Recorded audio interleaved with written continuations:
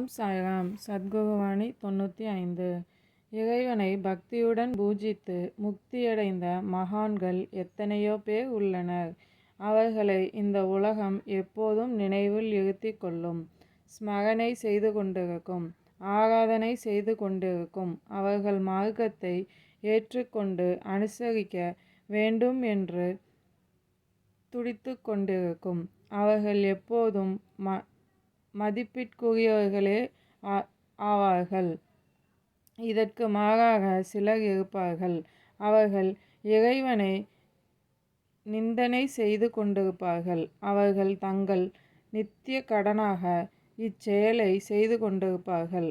அவர்களை இந்த உலகம் வெறுக்கிறது.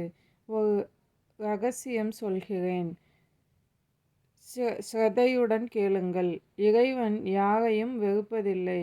அவரில் அத்தகைய குணமே இல்லை. ஏதோ ஒரு விதத்தில் இறைவனை நினைத்து கொண்டிருக்கிறான் அல்லவா? அது போதும். இறைவனின் நாமத்தில் உள்ள உயர்ந்த குணம் அதுவே. பவித்திரத்தில் பவித்திரமே இருக்குமேயொழிய மற்றொன்று இருக்காது.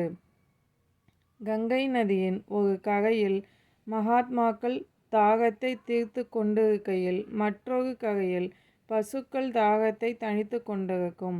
அவர்களுக்கும் இவற்றிற்கும் தாகத்தை கங்கை நதி தீர்த்து கொண்டிருக்கும் என்பதை மறக்கலாகாது.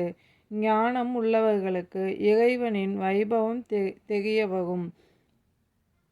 அது இல்லாதவர்களுக்கு தெரியாது. என் வார்த்தைகளின் மீது நம்பிக்கை வை. ஓம் சாய்ராம். இந்த வாணிக்கான கேள்வி: ஞானம் உள்ளவர்களுக்கு எது தெரியும்?